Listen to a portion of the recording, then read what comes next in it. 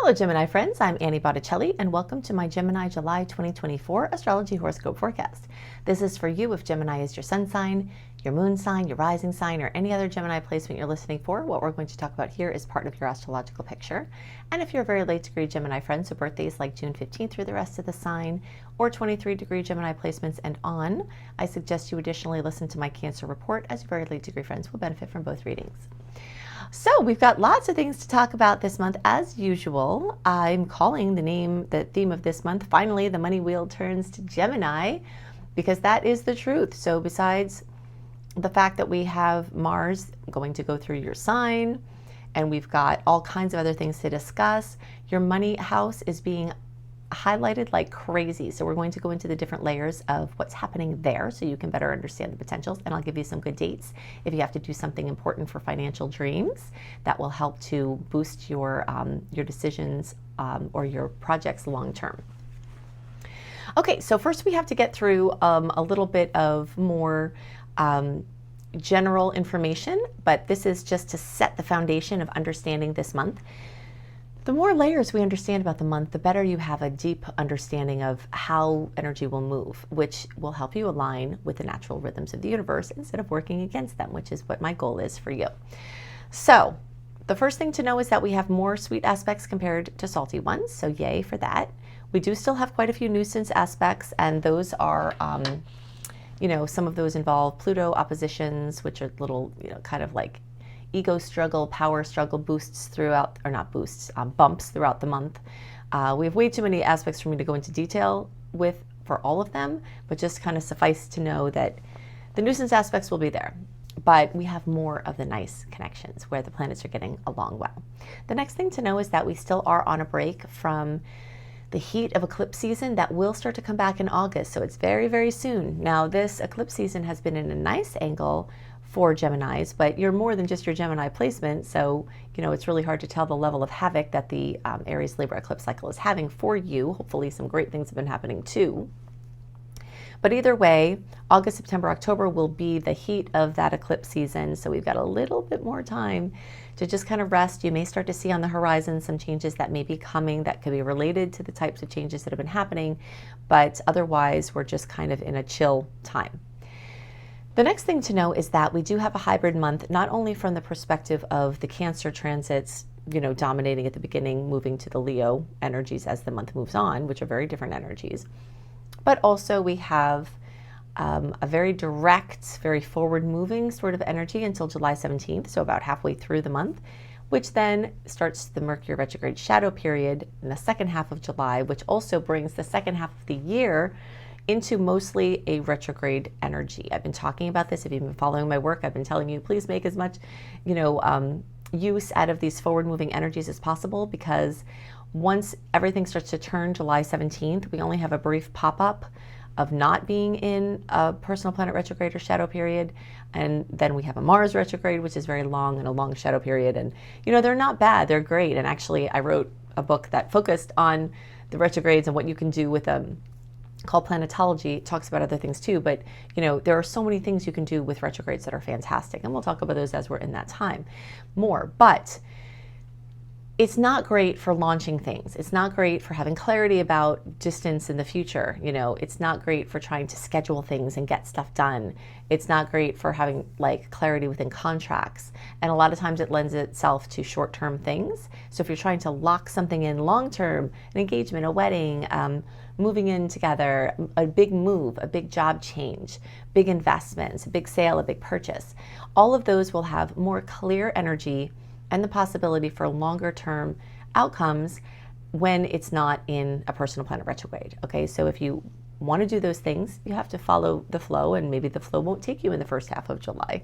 But if it does, I'm going to give you some good dates, and really until the 17th, things are pretty forward moving. So imagine the imagery of being on a shore and putting, the tide is going out, so you put something there in the water and it goes out. Anything you want to go far and wide, you want to put out when the tides are going out. When the retrograde energies turn, the tides are coming in. So anything you try to put out will bounce back to you.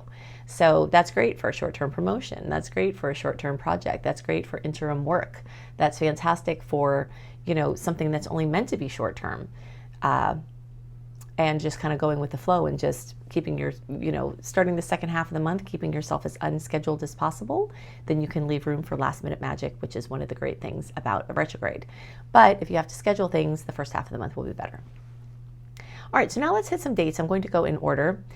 The first date of note is in the days around July 2nd. Venus is coming together with Saturn in the best possible configuration. Now, if you're interested in seeing the visuals, I will pop them in at the end, and I will tell you all who are not interested in the visuals when to sign off, so you don't, aren't going to be waiting to watch for those.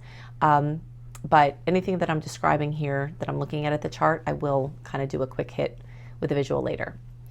And this is one of those things. So Venus, so basically the Sun and Mercury and Venus are in Cancer.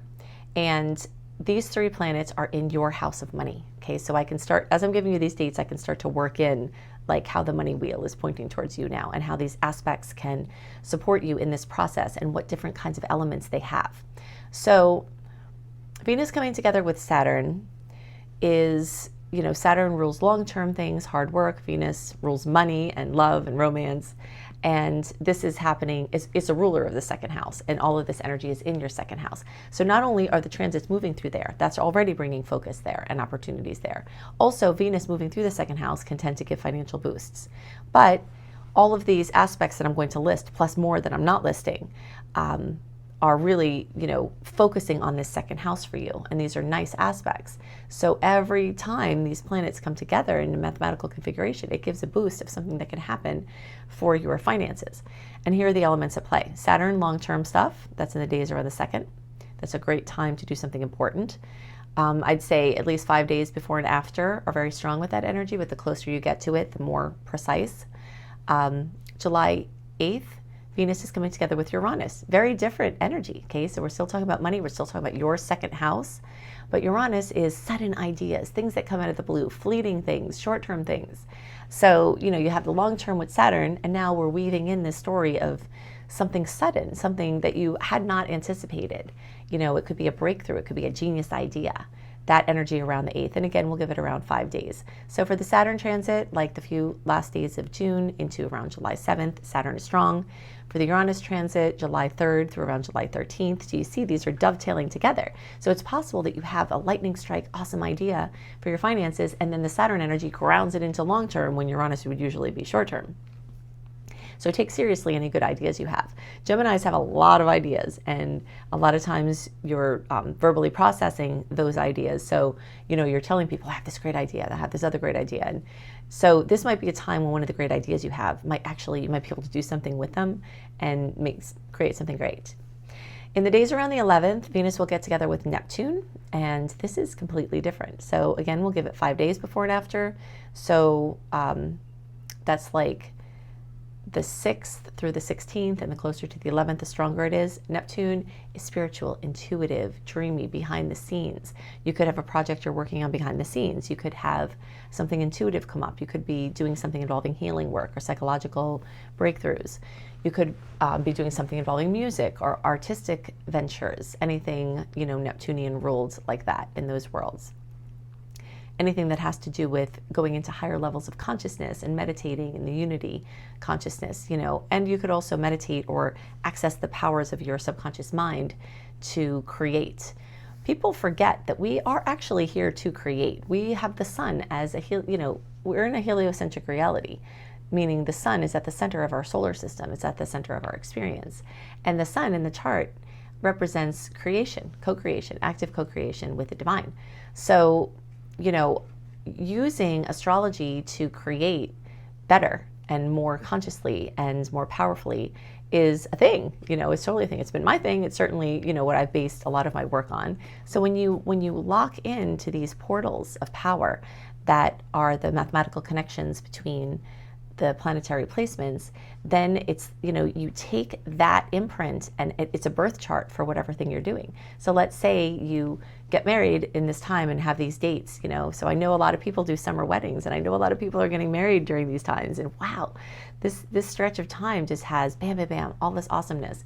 All of that's getting locked into the long-term wedding contract or agreement or, commitment. So it's like, when you do something important, it's a birth chart, basically. And if you align those things with these beautiful aspects, then you can weave this program in, these energies to the long term. And when you do that, when the personal planets are going direct, then you have the tides going out, and then you have that imprint in as well. Okay, so on the days around the 21st, we have a blue moon. So once in a blue moon, there could be very special things that go on. We've got a second full moon in Capricorn. There are 3 ways a blue moon can happen. I'm not going to get into all of those now, but except the one that's relevant. June 21st, we had a new moon at 1 degree of Capricorn. Now we have, a full moon at 1 degree of Capricorn. Now we have a full moon at 29 degrees of Capricorn. Second full moon in the same sign is a blue moon. And it's rare, it's more rare that it happens. So, there could be something epic going on. There could be something especially awesome happening. And, you can lock in this, even though we're starting to get into the retrograde energies, there are still some things that can be done with this. Like, let's say you want to run a promotion, or you want to do something that is intended to be short term, or you're adding to something that you already are doing and you're just kind of shifting it or updating it. This is a really good energy, and Capricorn rules career and work. So let's say you have to do website updates, or, like a relaunch of your site, or, something that has to do with your business or your work or career or a father or other parental figure. Something like that may come to you already, like fullness, completion, fruition, possibly drama for better or worse in those arenas. Something coming to culmination. It could be your retirement. It could be your, something is falling into place for you. And at the same time as that moon is happening, we've got another awesome aspect with Venus and Jupiter. So this time Venus has moved into Leo, and it will make a great aspect with Jupiter, the great expander. So that's flavoring that full moon, which is amazing. Now, the full moon happens, guess where? In your other money house. So you can see the story that I'm building about the money wheel turning towards you. It's not just that the Cancer aspects are lighting up your house of earned income. It's also that the full moon energy is lighting up your house of other people's money. Windfall, inheritances, sweepstakes, lotto, finding money, capital, money being gifted to you or given to you, a loan that you've been wanting to get. All of those, if you're trying to access money in any way or create money in any way, it may come to you. And this is, a very big portal for this to happen. So we'll give the days around the full moon some extra oomph for this. So we'll say the 17th through around the 27th, and the closer to the, or the 17th, we'll say 5 days. The 16th through the 26th will be extra strong, and the closer you get to the 21st, that will have extra energy there for that. Okay, so money. We covered all of that. We covered all the things. Okay. The last thing I want to talk about is that Jupiter is in your sign. Oh, actually, I wanted to talk about Mars in your sign too. Okay, so Jupiter's in your sign May 2024 to June 2025. This is a very big deal. This is starting a new Jupiter cycle. This is expanding your first house of yourself, of your identity. This is a new chapter basically where you've gone through this whole cycle, you've gone through this internal space, and now you're ready to burst out with some things. So there's kind of this energy of you haven't seen anything yet. It's like whatever you have done, whatever you have accomplished, whatever you have brought out, whatever you've showed people, now you're going to the next level of that. And you've got a whole year of Jupiter accentuating everything that makes you a Gemini: your versatility, your quick-wittedness, your mobility, your cleverness, your capacity to write and prolific expression. If you're writing something or working on a project that involves, writing, speaking, any kind of medium like that, you may be prolific in your expression over the next year. And when Mars gets here for a short time of that year, which is going to be July 21st, so this same period of time where this full moon is happening. Now Mars will get there through September 5th. You're going to have a stretch of extra ambition. So Mars will be moving through the house that it rules, which is the first house for you, in the solar chart for your sun, and this is, your transit chart for your other, for your rising. So then, Mars is going to bring you oomph and ambition and possibly excess and possibly frustration and anger and, agitation. But anxiety and restlessness may be supercharged. You might have to ground yourself more. But it's definitely motivating. It's inspiring. It's rambunctious. It's prolific. It's excessive. And, it's coming to Gemini near you. So that's definitely going to be happening. And so you can get a lot done. If you have a project with writing or editing, you may find that your attention naturally gravitates towards that space. If you're not purposely or if you're not naturally falling there, knowing that this energy is there and you have to get stuff done, you may want to harness this energy, because we only have Mars in our sign for a short stretch every 2 years, 2-ish years. So it will be a while before it comes back into this space. And of course, we only have Jupiter in our sign for 1 year out of every 12. So it's rare, and you want to use it consciously. Jupiter is a great expander. It likes to get its fingers in a lot of pudding pies. It rules Sagittarius, which is very similar to Gemini energy.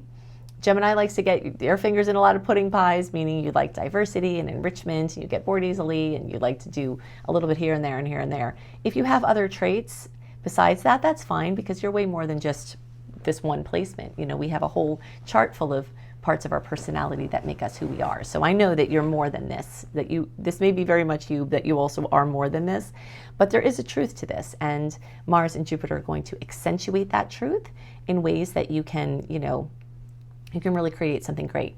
You might have to force yourself to be disciplined, because this energy is very scattered. And if you're already scattered and distracted, you may need help. You may need an app to help keep track of, your social media time. You may need to time yourself and force yourself to do a writing project every day, like a paragraph or 10 minutes or something, where you'll have to ground in this energy, because the discipline won't be forthcoming with the way that it is. Right now, in the earlier part, before the 21st, Mars will be in Taurus, so you may have more powers of focus at that time, but naturally within your being, unless you have Earth placements, this is going to be, can be very unsettling. But we do have tools, and we do have people, and we do have other resources that can help us to stay on track and use all of that brilliant energy and fine tune it and have it into something out of the mental realm and into the actual physical realm. All right, so if you want to see the visuals, I'm going to pop them in a second here. If you're going to sign off, I'll see you next month. Definitely subscribe to my channel and click the bell if you haven't already, because by clicking the bell, it will ensure you get all of my posts, and you never know when I'm going to post or what I'm going to post. So you will get notification. Go to anniehelpsyou.com, put your name and email address in. That will sign you into my free VIP community. When you get the welcome letter, you can access the archives and put July 2024 astrology in. That will give you all of the dates of note, my sweet and salty date list, and all of my favorite aspects and the ones to be awareful and careful of, and the dates and the implications. So you can get all that there. So I'll see you all later, and now I'll pop in the visuals for the rest of you. Okay, so here are the things that I talked about. All of that energy in Cancer is highlighting your second house. That's a money house. That full moon will be in Capricorn in the 8th house. It's the other money house. These aspects and some other ones will ground in with Saturn and Neptune, bringing different themes. We also have the energetics of Uranus with Venus once it gets into a later degree of Cancer, and that brings those genius ideas. The new moon is also in that second house with all of that other energy. When the energies from the personal planets, the Sun, Venus, and Mercury, move from Cancer, they'll move into Leo, into the 3rd house. That will be in a better angle for you in some ways, elementally, and will refresh your 3rd house of Gemini, so mobility and busyness and inspiration and all of that. This Cancer energy will also be very emotional, so you may notice that it's an emotional month, for better or worse. And also, this relates to things like home and family and housing, and so you may see a lot of those things come up. You may go to the water, go to the sea, go do water-related things. You may also go back to a place that felt like home or feels like home, or have family come visit you. It's a very internal space, so you might have to balance all of your outward Gemini energy with some inward introspection and quiet.